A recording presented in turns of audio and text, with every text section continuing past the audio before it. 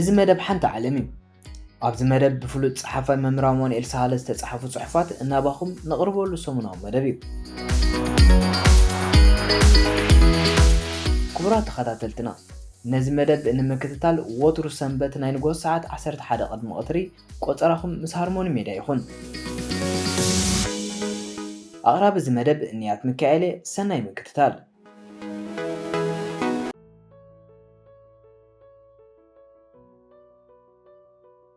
ተኣምራትን ምስጢራቱን ሳልሳይ ናይ መወዳእታን ክፋል ብኻልእ መንገዲ ክረአ ከሎ ኣብ ፍጥረት ፍልይ ዝበለ ካብቲ ልሙድ ሕጊ ዝወፀ ፍጻመታት ወይ ክስተታት ወይ ባህርያት ክህሉ ግድነት እዩ ምክንያቱ ድማ ኣብ ደረት ዘይብሉ ዩኒቨርስ እቲ ሕጊ እውን ከምኡ ደረት ክህልዎ ኣለዎ ክበሃል ኣይከኣልን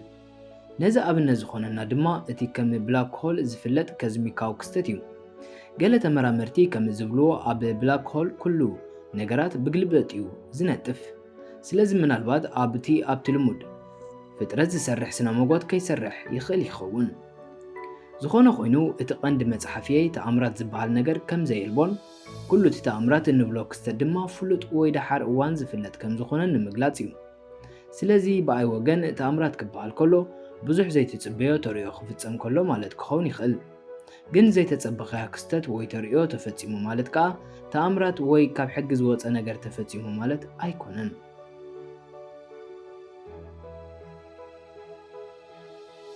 እምበኣር ነዊሕ ከይከድና ኣብቲ ኣብዚ ግዜ እዚ ጉኑን ኮይኑ ዘሎ ቅጥዒ ዘይብሉ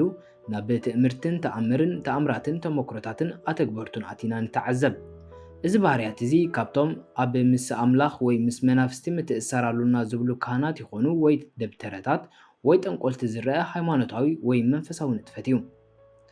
ዕውር ከም ዝርኢ ገይረ ድውይ ከም ዝኸይድ ገይረ ካንሰር ኣሕወየ ነቲ ድኻ ዝነበረ ከም ዝህብትም ገይረ ወዘተ ዝብሉ ሬክላማት መወዳእታ የብሎምን እቲ ካንሰር ዝሕዊ ሰብ ግን ስለምንታይ ኣብቲ ብመሳኺን ናይ ካንሰር ሕሙማት ዝመልአ ናይ ህፃናት ፍሉይ ሆስፒታል ከይዱ ዘይሕውዮም እቲ ዝሓዊ ቅድም ከኣምን ኣለዎ ከይበሃል ከዓ እቶም ህፃናት ደቂ 1 ክሳብ 4 ዓመት እዮም እቲ ንዕውራት ዝሕውኸ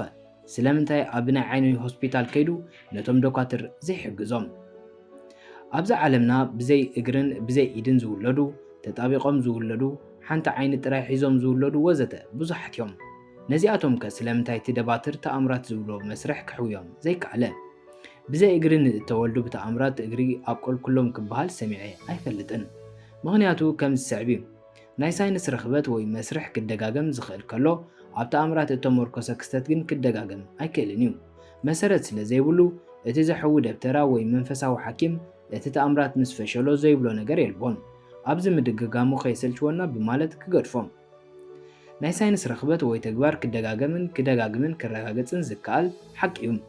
ናይቲ ኣብ ሳይንስ ዘይምርኮስ ስራሕን ተግባራትን ግን ኣብ ላቦራቶሪ ምስ ቀረበ ምንም ውፅኢት ከምጽእ ኣይክእልን እቲ ገለ መንፈሳውያን ዝንተይሉ ተኣምራት ድማ ቀንዲ ደኽመቱ እዚ እዩ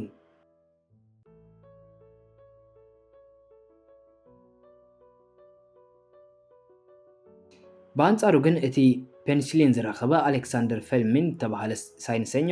ነቲ ረኽበቱ ኣብ ሆስፒታላት ከም ዝዝርጋሕ ብምግባር ኣብ ካልኣይ ውግእ ዓለምን ድሕሪኡን ኣእጋሮም ንኽቁረፁን ንኽሞቱን ዝጽበዩ ዝነበሩ ኣስታት 200 ሚልዮን ናይ ጋንጋሪን ናይ ካልእ ርክሰታት ግዳያት ከም ዝሓዊ ገይሩ እዩ ዓለም ካብ እትፍጠር ጀሚሩ ከም ፔኒሲሊን ገይሩ ንወዲሰብ ካብ ሞት ዘድሓነ መድሃኒት የለን እንተተባሃለ ግን ምግናን ኣይኮነን ፔኒሲሊንን አንቲባዮቲክን ንዝኾነ ሰብን ኣብ ዝኾነ ቦታን ኣብ ዝኾነ እዋንን ብዘይ እምነት ብዘይ ምሽክንክንን ብዘይ ምጭዳርን ምግዓርን ክሕውዩ ተራእዮም እዮም ንምንታይ የሕውዩ ከም ዘለው ድማ ዝኾነ ሰብ ክመሃሮን ካብኡ ንላዕሊ ንኽፈጥርን ድማ ንኽፅዕር እቲ ማዕጾ ክፉት እዩ ኣብዚ ንእግረ መንገደይ ነቶም አንጻር ፖሊዮን በዲዶን ካልኦት ስንክልናን ዑረትን ምፅማምን ዘስዕቡ ሕማማት ንምብዳህ ተቓለሱ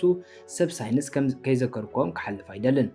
ኣብዚ ዓለምና ጻድቃናት እንተለው እዚኣቶም ምሳታቶም ክቁፀሩ ይግባእ እቲ ሕሙም የሕውየ ዝበለ ደብተራ ንባዕሉ ከቢድን ሓደገኛን ሕማም ክሓምም ከሎ ናብ ሓኪም ከም ዝጎይ ትፈልጡ ዶ ከይሓፈረ